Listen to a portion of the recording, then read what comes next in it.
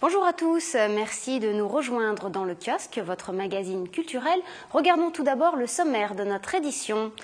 Du 10 au 13 octobre, le Haras national des Bréviaires propose un spectacle équestre son et lumière unique sur le département.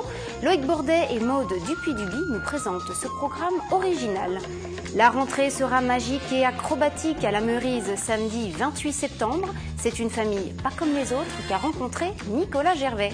Chaque semaine, le 7e art est mis à l'honneur dans notre chronique cinéphile. Grégory Pagano, responsable de l'espace Philippe Noiret au Clé-sous-Bois, nous livre son coup de cœur. Le Haras national des Bréviaires, donc près de Rambouillet, propose un spectacle équestre son et lumière du 10 au 13 octobre. Des numéros originaux en couleur seront proposés. Alors Maude Dupuy-Duby, bonsoir. Bonsoir. Donc vous êtes la directrice du Haras national des Bréviaires. En face de vous, Loïc Bourdet, bonsoir. Bonsoir. Et vous êtes responsable de l'équipe spectacle. C'est ça. Voilà. Alors, peut-être déjà, avant de dévoiler les éléments de ce spectacle, Maude, est-ce que vous pouvez nous dire qu'est-ce qui a amené le Haras en fait à pratiquer l'activité spectacle, puisque ce n'était pas votre cœur de métier, je crois. Non, au départ, notre cœur de métier, c'est la reproduction. Et puis, on a décidé de changer nos orientations et on s'est orienté vers d'autres activités, dont les activités culturelles et plus particulièrement le spectacle. En 2007, on a créé au sein des Haras nationaux une équipe de spectacle qui se produit partout en France. Et nous, ici au Bréviaires, il y a 4 ans, on a monté des visites spectacles, donc 1h15 de spectacle, 1h15 de visite guidée des écuries. Alors ça c'est le samedi, c'est ça? Tous les premiers samedis de chaque mois. D'accord. Et puis, on a décidé, il y a 2 ans, de se lancer dans le spectacle d'envergure. Voilà. Donc, alors, ce spectacle-là, c'est la 2e année que vous vous lancez dans un spectacle son et lumière. J'ai envie de vous dire, quels sont... Alors, parce que la particularité, en fait, c'est que vous faites intervenir des artistes extérieurs. Alors, l'année dernière, c'était Lucien Grus, oui. Pas des moindres. Voilà. Cette année, qui sont les invités? Alors, cette année, on a 2 jeunes artistes qui s'appellent Jérémy et Céline Gonzalez, qui sont des artistes du sud de la France, et puis le régiment de la cavalerie de la garde républicaine. Rien que ça. Rien que ça. Et c'est une vraie première oui, qui se déplace à Rambouillet. Même s'il y a un poste, je crois. On a un poste à cheval sur le place, mais eux, ils sont en charge de la sécurité du territoire. Donc, ça n'a rien à voir avec l'aspect spectacle, on va dire. Alors Loïc, du coup, parlez-nous de cette programmation. Alors, peut-être, on va commencer avec la garde républicaine. Qu'est-ce qu'ils vont nous présenter comme numéro? Voilà, donc la garde républicaine, le régiment de cavalerie de Paris, qui va se déplacer à Rambouillet, qui va nous présenter 2 numéros. Un numéro un peu technique de dressage qu'on appelle, c'est un pas de 4 de dressage, c'est un carrousel avec des figures. C'est un peu la spécialité de la garde républicaine. C'est plutôt classique. Plutôt classique. Et on aura un numéro plus original, puisqu'on montrera l'utilisation justement des chevaux de la garde républicaine lors notamment des interventions, par exemple des sorties de stade ou des interventions. Donc c'est pour montrer la franchise des chevaux de la garde républicaine, donc un peu mise en scène et un peu plus spectaculaire, on va dire. Alors par exemple, sans tout dévoiler, mais est-ce qu'il y aura des épreuves de feu? Par exemple, voilà, faire passer les chevaux dans le feu. C'est tout ce qui montre la franchise des chevaux de la garde républicaine, puisqu'ils doivent être capables d'intervenir notamment en milieu urbain et agité, on va dire. En cas d'émeute, par exemple Par exemple. Ah ouais, d'accord. Par exemple. Alors du coup, c'est le côté spectacle de cette utilisation. D'accord, ok. Et en ce qui concerne, donc on a parlé donc là de Céline et Jérémy Gonzalez, ces 2 artistes. Déjà, qui sont-ils et qu'est-ce qu'ils vont proposer également? Alors moi, mon travail justement, c'est de parcourir les salons pour présenter des numéros des Haras nationaux. Et à cette occasion-là, on voit un peu les gens qui émergent. Et Jérémy et Céline Gonzalez, c'est certainement les artistes révélations de ces dernières années, peut-être un peu moins connus que Lucien Grus, et c'est des artistes qui font des numéros très, très innovants. Alors bien sûr, il y a de la technique, des chevaux parfaitement dressés qui exécutent des figures, mais en plus, ils arrivent à les habiller avec des costumes ou avec des mises en scène originales. C'est-à-dire qu'ils ont vraiment un univers artistique vraiment prononcé, quoi. C'est leur particularité à eux, c'est ça. C'est ça. Et puis c'est d'aller dans des domaines un peu inexplorés. Et ils ont, je crois, gagné différents concours aussi, Crinière d'Or. Oui. Donc voilà, ils ont une vraie reconnaissance du milieu. Ils commencent parce qu'ils sont jeunes. Je crois que ça va être la première fois qu'ils vont se produire en région parisienne. Mais ils ont déjà fait Genève, Avignon, enfin les spectacles un peu référence en France et en Europe. Bon, ils commencent à être connus et nous, on a tenu à les faire venir au Haras des Bréviaires. Alors, qu'est-ce qu'ils vont présenter? Premier numéro, alors assez atypique. Hein. Voilà, ils vont présenter un premier numéro qui s'appelle la statue, qui est un numéro très artistique où ils jouent vraiment en couple. On avait vu quelques images voilà, juste avant. Ouais. On va peut-être pas tout dévoiler, mais c'est un numéro très artistique et beaucoup sur le jeu, la complicité entre Jérémy et Céline. D'accord. Et le Parce cheval. que c'est un couple à la vie comme oui, à la ils se sont mariés l'année dernière. D'accord. Et autre numéro, alors un numéro dansant. Voilà, alors là c'est leur numéro vedette, ça s'appelle Hip Horse, là on peut peut-être en dire un peu plus, puisque c'est une battle entre des chevaux qui exécutent des figures, des cabrioles, des figures... en image de quoi il peut s'agir. Voilà, et même des figures un peu originales qu'ils ont inventées, le cheval qui marche à genoux, Parce qu'en fait, battle, ça veut dire qu'en fait, pour reprendre, c'est les danses urbaines. Hein, voilà, c'est ça. Et c'est une confrontation voilà, entre deux équipes, entre les normalement. cavaliers et les danseurs. Et là, ce sont les chevaux et les danseurs. Voilà, on voit les danseurs. Alors là, les danseurs qui vont intervenir, c'est une association qui vient de Chartres, de danse urbaine, de danse hip-hop. D'accord, donc c'est un groupe local. Voilà, et puis qui vont se mesurer amicalement avec Jérémy et Céline Gonzalez et surtout leurs chevaux. Donc voilà, ça fait partie des choses innovantes qu'on voit assez rarement. Alors, je suppose que ça doit être vraiment compliqué d'obtenir cette docilité des chevaux, enfin, qui s'adaptent comme ça au type de musique, par exemple. La spécificité du cheval de spectacle, c'est justement de s'adapter à tous les milieux. Après, avec les scènes qu'ils ont déjà faites, ça ne devrait pas leur poser de grands problèmes. C'est des chevaux qui font ça toute l'année. Est-ce qu'il y a une race en particulier Ils travaillent beaucoup avec des chevaux ibériques, des chevaux notamment lusitaniens, qui sont des vrais chevaux de show. D'accord. Des chevaux de show. De show, c'est dur à dire. Tout à fait. Alors, on continue parce que l'équipe également du Haras des Brévières présente ces numéros. Est-ce que vous pouvez nous en parler? Là, encore une fois, on ne donne pas toutes les surprises, mais au moins dans les grandes lignes. Bien sûr, l'équipe des Haras nationaux, évidemment, est impliquée dans ce spectacle. La particularité cette année, c'est que l'année dernière, on a fait la première partie, Lucien Grus la deuxième partie. Cette année, ça va être un peu mélangé. On a tenu à ce que ça soit un peu mélangé. Et puis, donc, on va présenter plusieurs numéros. Un numéro notamment qui montre tout le savoir-faire dans les Haras nationaux, puisque les Haras nationaux ont 200 ans. Donc, on a notamment du savoir-faire en matière d'équitation, il y aura de la monte en Amazone, il y aura du travail en longue graine, et puis il y aura un numéro vraiment spécifique à Haras nationaux, un numéro qui je pense devrait plaire, puisque c'est un pas de 4, mais cette fois-ci avec des chevaux de trait, chevaux très imposants qui font entre 800 kg à une tonne, jusqu'à une tonne. Ils ne sont pas habitués, je suppose, à ce type d'exercice. En tout cas, pas fait pour ça. Pas fait pour ça à la base, mais vous verrez qu'ils s'en sortent pas si mal que ça. Donc cette tonne arrive à se déplacer. À se déplacer dans des mouvements assez techniques et assez artistiques. Et forcément, un cheval d'une tonne qui se déplace sur le côté dans les appuyés ou qui fait des figures un peu techniques, c'est tout de suite impressionnant. Alors on peut le dire parce que tous ces numéros sont uniques de cette année. Enfin, c'est pas des numéros de l'année dernière, par exemple. Ils sont exclusifs à cette Le spectacle a complètement été renouvelé. On peut également dire qu'on accueillera des tout petits enfants, hein, le Poney Club, le Centre équestre des Brévières, qui viendra nous présenter. Donc vous avez travaillé en partenariat avec le Centre équestre? Voilà, donc on les fait répéter et ils sont déjà venus l'année dernière et ils viendront encore cette année. L'année dernière c'était Peter Pan, cette année on va peut-être pas dévoiler la surprise, mais ça restera dans l'univers des dessins animés. D'accord. Combien de temps dure le spectacle, Maude? 2 heures. 2 heures. Alors une première partie, on fait une petite pause, le temps que les gens aillent se restaurer, à peu près 20 minutes, une demi-heure, et on rattaque à 1 heure, 1 heure de plus. Ok. Je suppose qu'il faut réserver. L'idéal, c'est de réserver à l'avance, bien sûr. Donc, soit auprès du Haras, soit sur la Fnac. Et après, on fera une billetterie sur place, mais l'idéal, c'est d'avoir réservé avant, parce qu'on ne sait jamais si c'est complet. On sera obligé de vous proposer une autre soirée. Alors, c'est 4 dates, puisque ça démarre le jeudi 10 octobre jusqu'au 13, donc 4 soirs. Donc, en effet, le mieux étant de réserver. Peut-être, vous pouvez nous dire, en ce qui concerne le public, quel type de public vous attendez?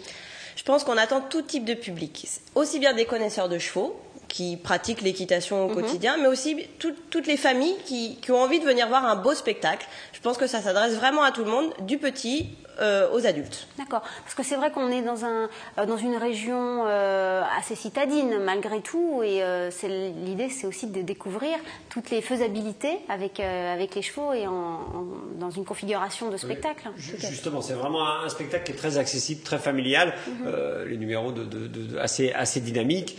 Justement, l'idée c'est de s'adresser vraiment à un large public. Alors les cavaliers y trouveront leur compte, mais on peut apprécier une fois que c'est bien mis en lumière, surtout qu'on met beaucoup de moyens sur la lumière. Et cette année, nouveauté, on va encore ajouter des projections d'images qui va encore améliorer le côté artistique. Donc ça s'adresse vraiment à tous les publics. D'accord. Bah, écoutez, merci beaucoup à tous les deux d'être venus sur ce plateau pour nous en parler. Donc on rappelle les dates du 10 au 13 octobre au Haras des Brévières. N'oubliez pas de réserver. Mais alors on va rester avec vous encore quelques instants parce que avant de retrouver donc notre chroniqueur Nicolas Gervais, nous partons pour Rambouillet où s'est déroulé le week-end dernier le concours international d'attelage de tradition organisé donc par le Haras des Brévières. Retour en images d'Élodie Moine. Chevaux, voitures anciennes et meneurs étaient en compétition ce week-end dans le parc du château de Rambouillet. Organisé depuis 3 ans par le Haras national des Brévières, le concours international d'attelage de tradition a réuni une quarantaine de participants.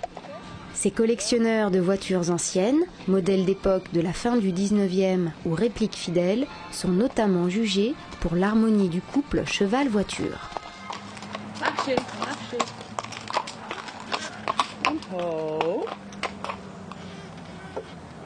Très bien, merci. Impeccable. Marchez. Comme piquet.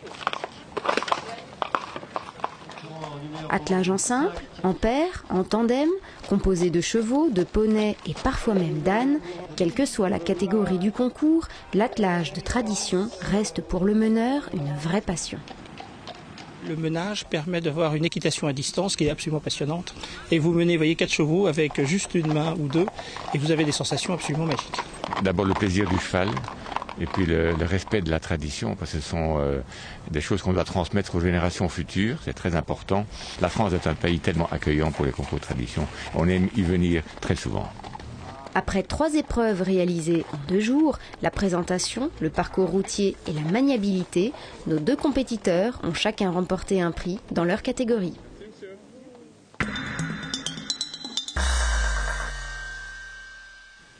Nicolas Gervais, notre chroniqueur préféré, a rencontré cette semaine une famille pas tout à fait comme les autres, la famille Morales. Vous ne savez pas de qui il s'agit? Écoutez-les.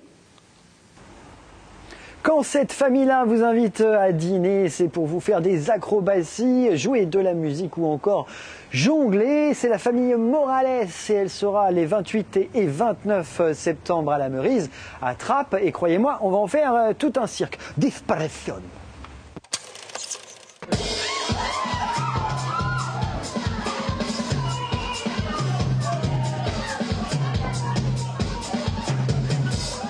C'est une vraie famille qui part de la grand-mère, qui est là, mamie, Monique, jusqu'au dernier qui a 3 ans et demi, et Marius, et qui décline tous dans des 50, 40, 30, voilà, jusqu'à 3 ans et demi. J'ai travaillé à Vire, et là j'étais viré.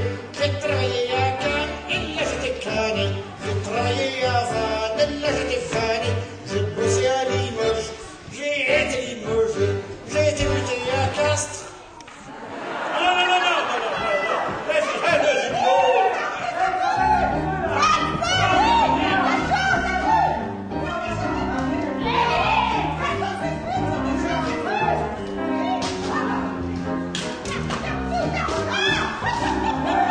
Dans les années 70, c'est mon beau-père, en fin de compte, le grand-père, qui avait monté son cirque, qui avait marqué le cirque Morales. Et après, ça s'est arrêté en 84. En 84, ça a repris en 97. En 97, on a remonté la famille, tout le monde s'est retrouvé, tous les enfants, et on a monté la famille Morales. On a enlevé un petit peu le mot cirque, on a mis la famille Morales, le cirque autrement, parce qu'on pense faire du cirque autrement.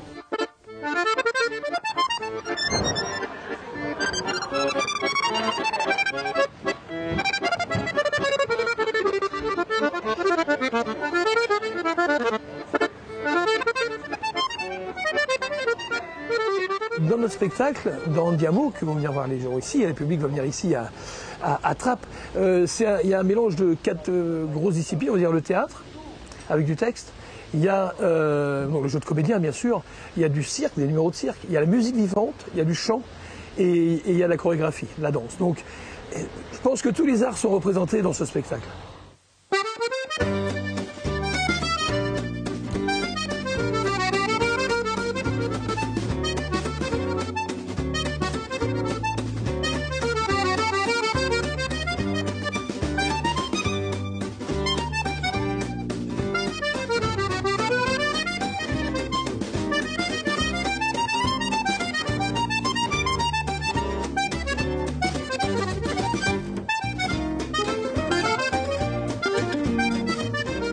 Il n'y a pas d'enfant dans le spectacle, sauf un qui a plus de 10 ans et qui est déclaré. Sinon, on n'aurait pas le droit de travailler. Après, tous les petits viennent un petit peu au début du spectacle avec nous, comme ça, en piste.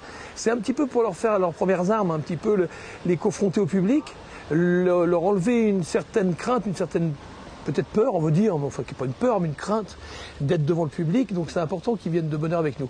Mais ils ne sont pas dans le spectacle.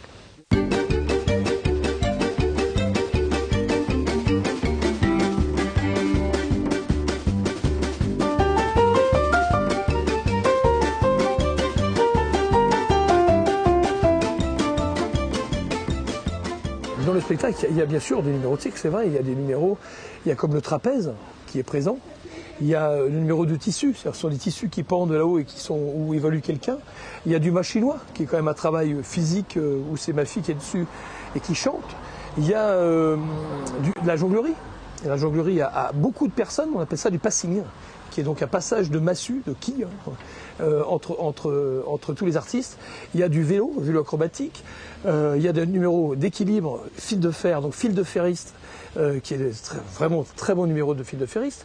Il y a plein de choses, de la magie, ça n'arrête pas. Et au milieu de tout ça, il y a toutes ces interventions théâtrales.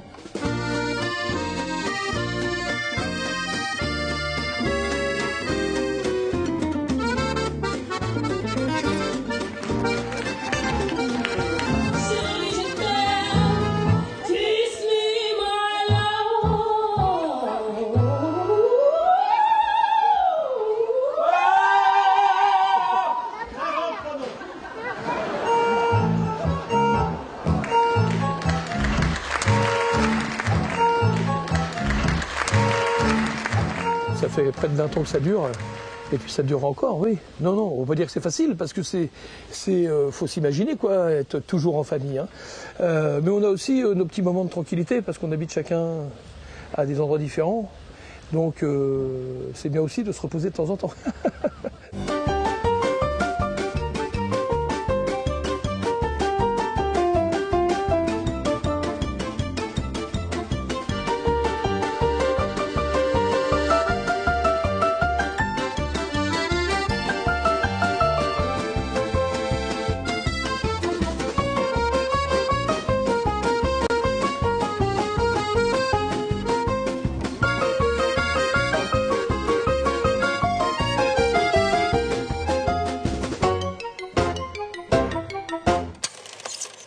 Et voilà, le cirque Morales, donc les 28 et 29 septembre à la Meurice, à Trappes. Aurélia, c'est à vous. Merci Nicolas, à la semaine prochaine. Passons tout de suite à notre chronique cinéphile.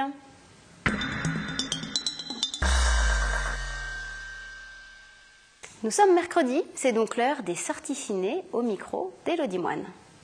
C'est un très joli documentaire qui apporte beaucoup de choses et de connaissances. On ne s'attend pas du tout à voir des enfants qui puissent faire des kilomètres comme ça pour aller à l'école. C'est vraiment un film fabuleux. Tout, les enfants, tout. La nature et ce qui est dégagé dans le film. Alors super, franchement c'est une belle leçon de vie par des enfants. C'est super bien filmé, alors après moi je suis allée le voir en version française. Je pense qu'en version originale ça doit être beaucoup mieux. J'ai trouvé que l'actrice, elle faisait une performance extraordinaire. Mais je regrette qu'une chose, c'est que Woody Allen ne soit pas dans ses films, ne joue pas. Génial, hein, Woody Allen, vraiment formidable, des acteurs sublimes. Un très très bon Woody Allen, peut-être un des meilleurs. C'était un film très bien, en plus ça m'a rappelé ma jeunesse, parce que je regardais beaucoup les Formule 1 quand j'avais 11 ans. La chronique cinéphile, c'est aussi l'occasion de donner la parole à un professionnel du cinéma qui nous donne son coup de cœur de la semaine. Aujourd'hui, c'est au tour de Grégory Pagano de l'espace Philippe Noiret au Clé-sous-Bois. On l'écoute. Le coup de cœur de cette semaine à l'espace Philippe Noiret, c'est le film Gare du Nord, un très beau film que vous allez découvrir d'une façon assez atypique puisqu'on ne va pas suivre une fiction comme d'habitude, mais plutôt de petites histoires, de petites fictions. Et en fait, c'est un peu comme si on avait le regard d'un sociologue qui se posait sur un banc pendant 2 heures. Mais évidemment, la réalisatrice Claire Simon nous a réservé un condensé des meilleures choses qui peuvent se passer dans une gare, des meilleures ou des pires d'ailleurs. La gare du Nord qui est une gare assez extraordinaire puisque c'est quand même la première gare d'Europe en termes de fréquentation. Et c'est également une gare où on voit chaque jour 700 000 personnes défiler, donc c'est vraiment une ville à part entière. Un endroit où l'on va découvrir des destins qui vont se croiser d'une façon assez étonnante. Je vous propose de regarder tout de suite la bande-annonce de Gare du Nord.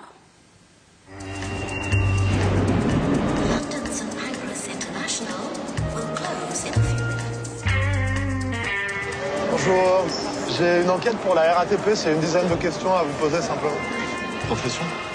Prof d'histoire. Moi je fais de la socio. Je fais ma thèse ici. C'est quoi votre sujet de thèse? C'est la gare. Gare du Nord. Bah ici on est nulle part. C'est comme une place de village. Et si ici c'était un village, bah ce serait le monde. Si ça se trouve, je me retrouverai comme Louis Armora à la lycée. Il est venu à Paris pour finir ses études de droit international. C'est ta thèse qui compte. A disparu ici. T'as dû la croiser, non? Ça te dit quelque chose? C'est qui, c'est votre fille? Tu veux faire rêver? Oh, oh, oh, jolie poupée. C'est un sondage pour la SNCF. Vous avez combien de trous du cul? Ça va pas, non? Vous cherchez toujours les filles?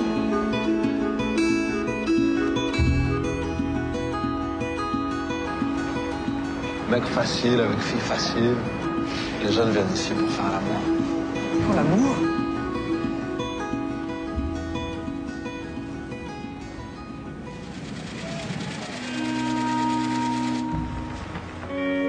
Tu reviens quand? Demain? Je suis amoureuse comme si j'avais 15 ans. Départ, 11h13 à destination Londres-Saint-Pancras International. Veuillez vous diriger sur le terminal Eurostar situé au premier étage.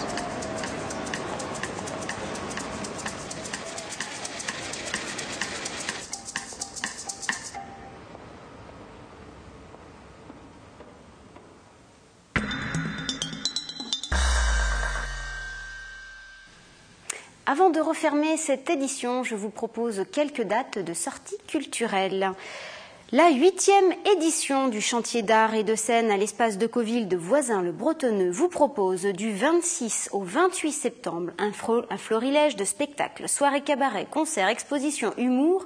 Retrouvez tout le programme sur le site de la compagnie organisatrice What's to Do. La 12e Biennale mondiale de reliure d'art se tiendra du 25 au 29 septembre à l'espace Jean Racine à Saint-Rémy-les-Chevreuses. Une manifestation unique en son genre. Près de 300 reliures d'art sont exposées et 26 pays représentés. L'Estival 2013, le festival de musique de Saint-Germain-en-Laye, démarre le 27 septembre jusqu'au 12 octobre. Cette année, les Bébés Brunes, Amadou et Marianne, Stéphane Echer ou encore Pascal Obispo seront sur scène. Une dernière information, demain, jeudi, se tiendra la journée étudiante à l'université de Versailles-Saint-Quentin et à partir de 19h, un concert ouvert à tous du groupe Boulevard Désert se tiendra dans le parc des Sources de la Bièvre, donc à Guyancourt. Pour ceux qui ne connaissent pas, ce groupe a été nommé aux Victoires de la musique 2013 et était notamment à la fête de l'UMA il y a quelques semaines. Voilà, cette édition est à présent terminée. Merci de nous avoir suivis. Je vous retrouve la semaine prochaine en direct à 18h30. À bientôt.